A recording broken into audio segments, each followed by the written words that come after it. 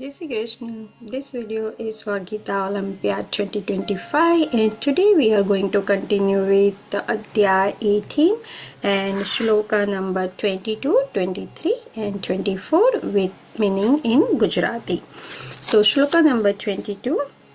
Yattu krutsanvade kasmin kare saktamahaitukam atatvarthavadalpancha tat તામસમુદાહૃતમ. એનો અનુવાદ એવી રીતે છે કે તે જ્ઞાન તામસી કહેવાય છે જેનાથી મનુષ્ય અતિ તુચ્છ એવા કોઈ એક પ્રકારના કાર્યને સર્વે સર્વા માનીને તથા સત્યને જાણ્યા વિના તેમાં જ આસક્ત રહે છે. એટલે સામાન્ય મનુષ્યનું જ્ઞાન હંમેશા તામસી હોય છે, કારણ કે દરેક બદ્ધ જીવનમાં દરેક જીવાત્મા તમોગુણમાં જન્મે છે. જે મનુષ્ય અધિકૃત પ્રમાણોથી અથવા શાસ્ત્રોક્ત આદેશોથી જ્ઞાનોપાર્જન નથી કરતો તેનું જ્ઞાન શરીર પૂરતું સીમિત રહે છે. તેને શાસ્ત્રોના આદેશો પ્રમાણે કાર્ય કરવાની પરવા રહેતી નથી. તેને માટે પૈસો એ જ પરમેશ્વર હોય છે અને જ્ઞાનનો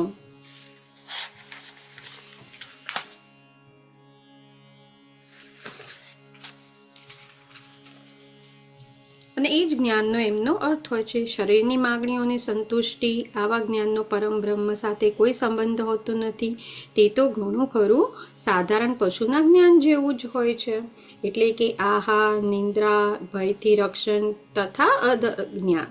આવા જ્ઞાનને અહીં તમોગુણની ઉત્પત્તિ તરીકે વર્ણવ્યું છે. બીજા શબ્દોમાં આ શરીરથી પર આત્મા વિશેના જ્ઞાનને સાત્વિક કહેવાય છે. જેમ જ્ઞાનથી દુન્યવી તર્ક તથા ચિંતન દ્વારા વિવિધ પ્રકારના સિદ્ધાંત તથા વાદ ઉત્પન્ન થાય તે રાજસી હોય છે, અને શરીરને સુખ સગવડમાં રાખવા સંબંધી જે પણ જ્ઞાન હોય છે તેને તામસી કહેવાય છે. એટલે મૂળમાં અહીંયા ભગવાન ત્રણ પ્રકારના જ્ઞાન કેવી રીતના હોય છે એના વિશે કહે છે. શ્લોકા નંબર 23. નિયતમ સંગરહિતમ રાગદ્વેષતકૃતમ અફલપ્રેપ્સુના કર્મ યત્તત્ સાત્વિકમુચ્યતે. એનો અનુવાદ કંઈક આવી રીતે છે કે જે કર્મ નિયત થયેલું છે અને જે આસક્તિ રાગ કે દ્વેષથી રહિત અને ફળની ઈચ્છા રાખ્યા વગર કરવામાં આવે છે એને સાત્વિક કહેવાય છે. એટલે કે વિભિન્ન આશ્રમો તથા સમાજના વર્ણોના આધારે શાસ્ત્રોમાં નિયત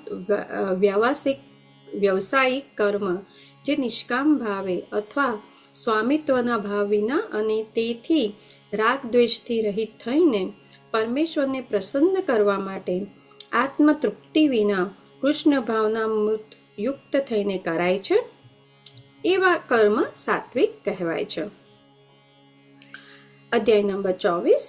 યત્તુ કામેપ્સુના કર્મ સાહંકારેણ વા પુનઃ ક્રિયતે બહુલાયાસમ તદ્રાજસમુદાહૃતમ.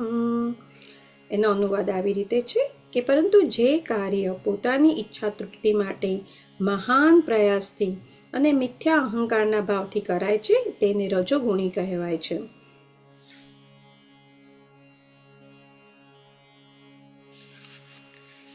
ઓમ શ્રી કૃષ્ણાર્પણમસ્તુ. જય શ્રી કૃષ્ણ.